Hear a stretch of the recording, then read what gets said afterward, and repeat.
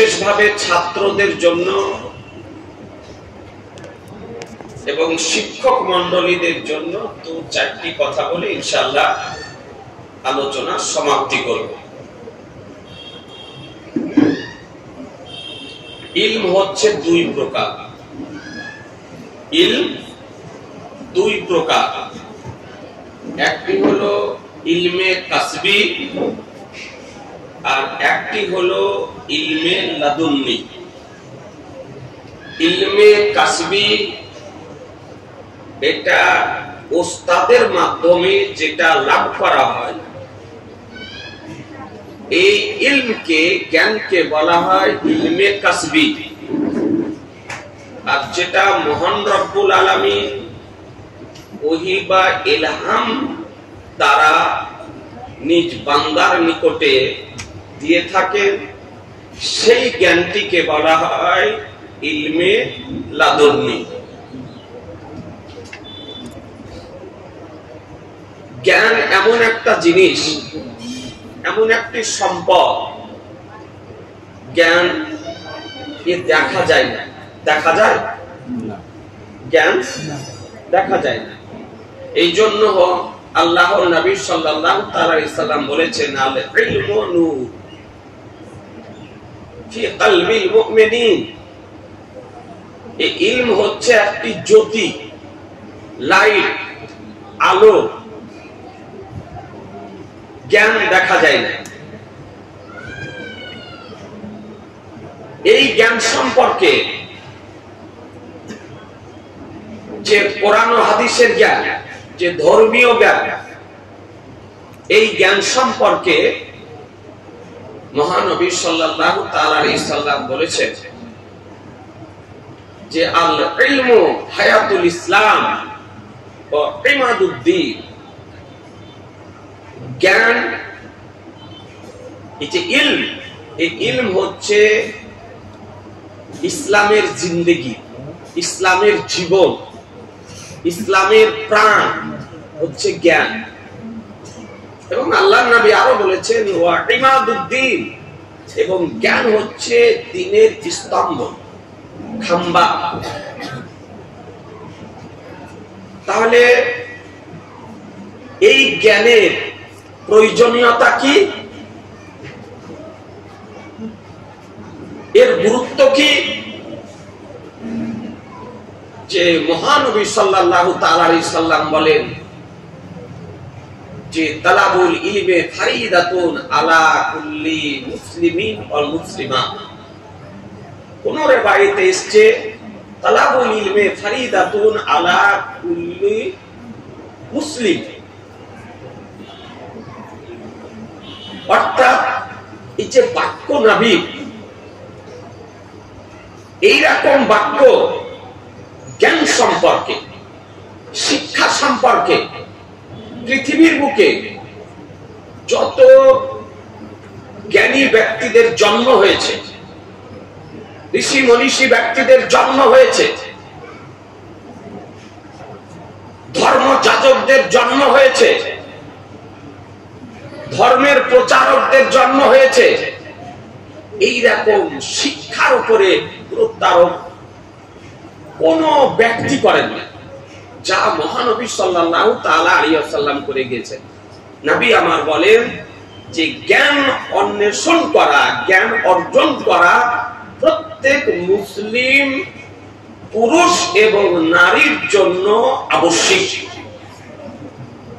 যেমন পুরুষদের জন্য জ্ঞান অর্জন করা আবশ্যক, ফরজ, এইরূপই মহিলাদের জন্য জ্ঞান অর্জন করা ফরজ।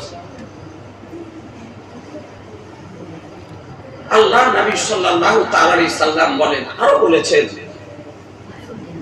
উতলুবুল ইলমা ওয়ালাউ কানা বিসসিন। এই রকম বাক্য পৃথিবীতে দ্বিতীয় কেউ বলে। আমার নবী বলছেন উতলুবুল ইলমা ওয়ালাউ কানা বিসসিন। তোমরা জ্ঞান অন্বেষণ করো, জ্ঞান লাভ করো, যদিও তোমাদেরকে সুদূর চীন যদি যেতে হয়। আল্লাহর নবী সাল্লাল্লাহু তাআলা আলাইহি সাল্লাম জিনের কথা বলেছেন। এই হাদিসের ব্যাখ্যা আপনার মুহাদ্দিসিনে কেরাম এর কারণ সমূহ বর্ণনা করেছেন। তার মধ্যে একটি গুরুত্বপূর্ণ কারণ হলো যে হাদিস থেকে আমার দয়ার নবী, মায়ের নবী, রহমতের নবী বুঝাতে চেয়েছেন যে জ্ঞান অর্জন করার জন্য তোমাকে যত দূরে যেতে হোক না কেন, তুমি যাও আর জ্ঞান অর্জন করো। এই জ্ঞান অর্জন করার জন্য কোনো বয়স নেই, বয়সের আপনার কোনো নির্ধারণ করা হয়নি। বলা হয়েছে যে জ্ঞান মায়ের কোল থেকে নিয়ে কবরে যাওয়ার পূর্ব পর্যন্ত জ্ঞান অর্জন করে। জি, বয়স হয়েছে 30 বছর 40 বছর মানে আর জ্ঞান লাভ করা যাবে না, এটা আমাদের ধারণা ভুল। মায়ের কোল থেকে নিয়ে, মাহাত থেকে নিয়ে লাহাব পর্যন্ত আপনি জ্ঞান অর্জন করেন। আল্লাহ নবী জ্ঞানের উপরে এত গুরুত্ব আরোপ করেছেন। মহানবী সাল্লাল্লাহু তাআলা আলাইহি সাল্লাম আরো বলেন, আল ইলমু আফদালুল মাল, জ্ঞান হচ্ছে পার্থিব সম্পদ অপেক্ষা শ্রেষ্ঠ। পার্থিব দুনিয়াবি ধন সম্পদ অপেক্ষা শ্রেষ্ঠ হচ্ছে জ্ঞান।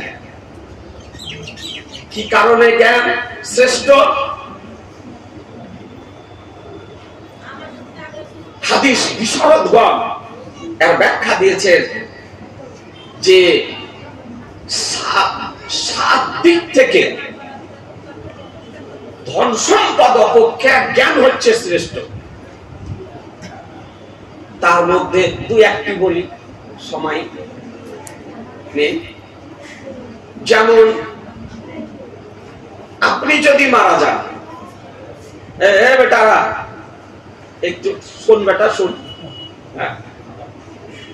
খেতে পাবে, খিদে লেগেছে বুঝতে পারছি, খেতে পাবে, এইদিকে একটু তাকা বেটা। তাহলে ইলমু আফদালুল মাল, কোন হাদিসে এসেছে আল ইলমু খায়রুল মাল, মাল অপেক্ষা খায়রুল শব্দ এসেছে অথবা আফদাল শব্দ এসেছে হাদিসে। আপনি মারা গেলেন তো আপনার ধন সম্পদ আপনার সাথ ছেড়ে দিবে। ধন সম্পদ সঙ্গে যাবে কবরে না, আর ইল আপনার সঙ্গে যাবে, ইল সঙ্গে যাবে। ধন সম্পদ কে আপনাকে রক্ষা করতে হয়। আপনার বাড়িতে আছে, আপনাকে রক্ষা করতে হয় ধন সম্পদ, নাকি বলছেন? ব্যাংকে রাখছেন সুরক্ষিত রাখার জন্য, বাড়িতে রাখছেন সুরক্ষিত রাখার জন্য। আপনাকে একে সুরক্ষিত রাখার জন্য আপনাকে সচেতন থাকতে হয়, সজাগ হতে হয়। কিন্তু ইলম অর্জনকারীর হেফাজত করে, ইলম অন্বেষণকারীকে হেফাজত করে। আল্লাহ নবী সাল্লাল্লাহু আলাইহি সাল্লাম আরো বলেছেন, জালে ইলমু খায়রুল ইবাদা, ইলম ইবাদত অপেক্ষা শ্রেষ্ঠ। ইলমবিহীন অবস্থায় যদি ইবাদত করা যায়, সে ইবাদতের গুরুত্ব নেই।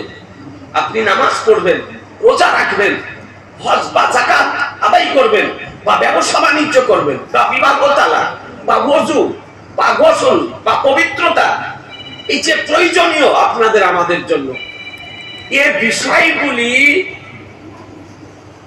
আদায় করার জন্য প্রথমত হচ্ছে ইলম, প্রথমত হচ্ছে জ্ঞান। আপনি নামাজ কেমন করে পড়বেন, তো তার জন্য আপনাকে জ্ঞান অর্জন করতে হবে। ওযু কেমন করে করবেন, তার জন্য আপনাকে জ্ঞান অর্জন করতে হবে। পবিত্রতা অর্জন কেমন করে করবেন, তার জন্য আপনাকে জ্ঞান অর্জন করতে হবে। এই জন্য সার্বিকভাবে মহানবী সাল্লাল্লাহু তাআলা আলাইহি সাল্লাম শিক্ষার উপরে চরম আপনার গুরুত্ব আরোপ করে গিয়েছেন। এই শিক্ষার আহমিয়া। আপনি যদি ইতিহাস যদি দেখেন, বদরের যুদ্ধ যে ঐতিহাসিক যুদ্ধ, এই যুদ্ধ থেকে 70 জন কাফিরকে বন্দী করে নিয়ে আসা হয়েছিল মদিনা শরীফ। বন্দীদের সঙ্গে যে ধরনের আচরণ করা দরকার সেইভাবেই সাহাবায়ে কেরামগণ আচরণ করতেন। আমার রহমতুল লিল আলামিন পয়গম্বর, দুনু জাহানের মালিক ও মুক্তার নবী আমার আবু বকর সিদ্দিক রাদিয়াল্লাহু তাআলা আনহুকে ডাকলেন, ডেকে বলেন, আবু বকর, এই বদরের প্রান্তর থেকে যাদেরকে অ্যারেস্ট করে বন্দী করে নিয়ে আসা হয়েছে, এদের সঙ্গে কি আচার আচরণ করা যায়, কি ব্যবহার করা যায়? তো আবু বকর সিদ্দিক রাদিয়াল্লাহু তাআলা আনহু তিনি বললেন, ইয়া রাসূলুল্লাহ, নবীর কোনো পরামর্শ প্রয়োজন হয় না, কিন্তু নবী আমার পরামর্শ করতেছেন, একটা মতামত নিতেছেন এই পৃথিবীর মানুষকে আপনাদের আমাদেরকে শিক্ষা দেওয়ার জন্য, যে তুমি যতই জ্ঞানী ব্যক্তি হও না কেন, কোন একটি গুরুত্বপূর্ণ কাজ যদি করতে যাও, তো কমপক্ষে পরিবার বর্গের সঙ্গে, তোমার গুরুজনদের সঙ্গে একটু পরামর্শ করে নাও, মতের বিনিময় করে নাও। এই শিক্ষাটা আমাদেরকে দেওয়ার জন্য আল্লাহর নবী আবু বকর সিদ্দিক রাদিয়াল্লাহু তাআলাকে ডাকলেন। আবু বকর সিদ্দিক রাদিয়াল্লাহু তাআলা বলে, ইয়া রাসূলুল্লাহ, যাদেরকে বদরের প্রান্তর থেকে বন্দী করে নিয়ে আসা হয়েছে, এটা আমার রায়, আমার মতামত, যে যে যেমন পজিশনের ব্যক্তি, যার যেমন আর্থিক অবস্থা, তাদের জন্য একটি অর্থ বরাদ্দ করে দেবে। তারা সেই অর্থটা পরিশোধ করে দিয়ে তারা নিজ গন্তব্য স্থানে ফিরে যাবে। আর যারা অর্থ দেওয়ার ক্ষমতা রাখে না, যাদের অর্থনৈতিক কাঠামো খারাপ, যাদের অর্থ দেওয়ার মতন যোগ্যতা নেই, ক্ষমতা নেই, সামর্থ্য নেই, তাদের জন্য আপনি একটি নিয়ম করে দেন যে আনসারীদের 10 জন ছেলে মেয়েকে শিক্ষা দেন। এটা সাইয়্যিদুনা আবু বকর সিদ্দিক রাদিয়াল্লাহু তাআলা মতামত পেশ করেছেন। ইসলাম জগতের দ্বিতীয় খলিফা আমিরুল মুমিনিন হযরত উমর ফারুক রাদিয়াল্লাহু তাআলা আনহুকে ডাকলেন, উমর, তোমার রায় কি? তো বলছে, ইয়া রাসূলুল্লাহ, আমার রায়, আমার মতামত, সর্বপ্রথম রোজা ফরজ হয়েছে 2য় হিজরিতে, আর এই পবিত্র রমজান মাসে রোজা রেখে বদরের উত্তপ্ত পাথর মিশ্রিত বালুর উপরে দাঁড়িয়ে যুদ্ধ করতে হয়েছে। ইয়া রাসূলুল্লাহ, আমার মতামত, যে যাদেরকে ধরে নিয়ে আসা হয়েছে, অ্যারেস্ট করে নিয়ে আসা হয়েছে, যে যার আত্মীয় সে তাকে হত্যা করবে, এদেরকে ছাড়া ছাড়েনি। যে যার আত্মীয় হয়, এই ভয়ানক যুদ্ধ, কারণ একদিকে হচ্ছে ভাতিজার তরবারি, অপর দিকে হচ্ছে চাচার তরবারি, একদিকে হচ্ছে মামার তরবারি, একদিকে হচ্ছে ভাগিনার তরবারি, একদিকে হচ্ছে আপনার শ্বশুরের তরবারি, একদিকে জামাতার তরবারি, একদিকে পিতার তরবারি, অন্যদিকে পুত্রের তরবারি। এই ভয়ানক যুদ্ধ, ঐতিহাসিক যুদ্ধ, স্মরণীয় যুদ্ধ। এ বেরাদারান ইসলাম, যে যুদ্ধে জয়ের জন্য আল্লাহর নবী আল্লাহর দরবারে দোয়া করেছিলেন, আর আল্লাহ তাআলা নবীর দোয়াকে কবুল করে নিয়ে 5000 ফেরেশতাকে প্রেরণ করেছিলেন বদরের যুদ্ধে। সুবহানাল্লাহ। স্বয়ং জিবরাইল আলাইহিস সালাম এসেছিলেন ওই বদরের যুদ্ধে। উনি যে দুলদুলের দৃষ্টি আরোহণ করেছিলেন, ওই দুলদুলটির নাম ছিল হাইজুম। তো বলেন, আকদিম হাইজুম, আকদিম হাইজুম, হাইজুম আগে বাড়ো, হাইজুম আগে বাড়ো। সাহাবায়ে কেরামগণ বলেন, কাউকে হত্যা করার মানুষে অগ্রসর হতাম, তা আমাদের পৌঁছানোর পূর্বে দেখতাম যে তাকে কে হত্যা করে দিয়েছে। উমর ফারুক রাদিয়াল্লাহু তাআলা বলেন, ইয়া রাসূলুল্লাহ, খুব কষ্ট দিয়েছে, ছাড়াছাড়ি নাই। যে যার আত্মীয় হয়, একে দিবালোকে মদিনার মাটিতে জবাই করে দিতে হবে। সাহাবীদের উপস্থিতিতে আমার রহমতুল লিল আলামিন পয়গম্বর, যে নবীকে আল্লাহ সমগ্র সৃষ্টি জগতের জন্য করুণা করে, অনুগ্রহ করে, রহমত করে, সারা পৃথিবীর প্রাণ করে, অক্সিজেন করে প্রেরণ করেছেন, ও নবী আমার অতীতকেও দেখতে পান, ভবিষ্যৎকেও দেখতে পান, বর্তমানকেও দেখতে পান। নবী আমার বলেন, শোনো, তোমাদের মতামত সকলের শুনলাম, তবে আজকে আমি আবু বকরের মতামতটাকে প্রাধান্য দিলাম। আবু বকরের মতামতটিকে প্রাধান্য দিলাম। অর্থাৎ যে যেমন কোয়ালিটির ব্যক্তি, যে যেমন পজিশনের ব্যক্তি, যার যেমন আর্থিক অবস্থা, তার জন্য আমার নবী তেমনই ভাবে অর্থ বরাদ্দ করে দিলেন। বলে তোমরা অর্থ পরিশোধ করে দিয়ে গন্তব্য স্থানে চলে যাও, আর যারা পারবে না তারা 10 জন আনসারের ছেলে মেয়েদেরকে শিক্ষা দিতে হবে। আজ আমাদের সরকার বাহাদুর 30, 40, 20 বছর 50 বছরের লোকদেরকে শিক্ষিত করার জন্য সার্বিক সাক্ষরতার আজকে আন্দোলন চালালেন। এ বেরাদারান ইসলাম, আপনাদেরকে বলতে চাই, আজ এ সার্বিক সাক্ষরতার আন্দোলন আজকে যখন আইয়ামে জাহিলিয়াত বর্বরতার যুগে আমার শাহনশাহে জিরেকার, মাদানিকে তাজদার, আহমদে মুক্তার, নবী মুকা সরদার মদিনার সরজমিন থেকে সার্বিক সাক্ষরতার সূচনা করেছিলেন। সুবহানাল্লাহ। সেই সার্বিক সাক্ষরতা, এই জন্য আপনাদেরকে বলছি যে শিক্ষার জন্য কোনো বয়স নেই, শিক্ষার জন্য কোনো বয়স নেই। মাহাত থেকে লাহাত পর্যন্ত শিক্ষা লাভ করার সময়। সুতরাং আল্লাহর নবী সাল্লাল্লাহু আলাইহি সাল্লামের যে নির্দেশ, এই নির্দেশের জন্য, নির্দেশের উপরে আমল করে আজকে শেখ পাড়ার মাটিতে অত্র এলাকার বুদ্ধিজীবীদের নেতৃত্বে সচেতন সজাগ সামাজিক ব্যক্তিত্বের পরিচালনায় আপনাদের ঘাম ঝরানো পয়সা সাহায্যে যে প্রতিষ্ঠান চলতেছে, আলহামদুলিল্লাহ, এই প্রতিষ্ঠান যেন কিয়ামত পর্যন্ত যেন চালু থাকে, এই আল্লাহর দরবারে আমরা সকলে দোয়া করব। আপনারা সাহায্য করবেন। আমি ছেলেদেরকে বলি, বাবু, এটা কোনো পার্থিব ইলম নয়, এটা হচ্ছে ধর্মীয় ইলম।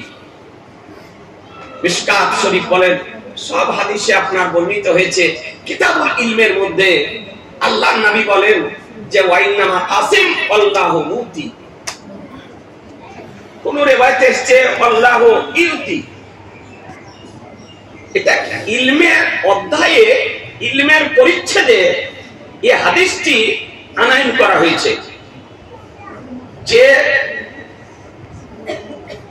একমাত্র প্রদানকারী হলেন আল্লাহ, আর বিতরণকারী হলেন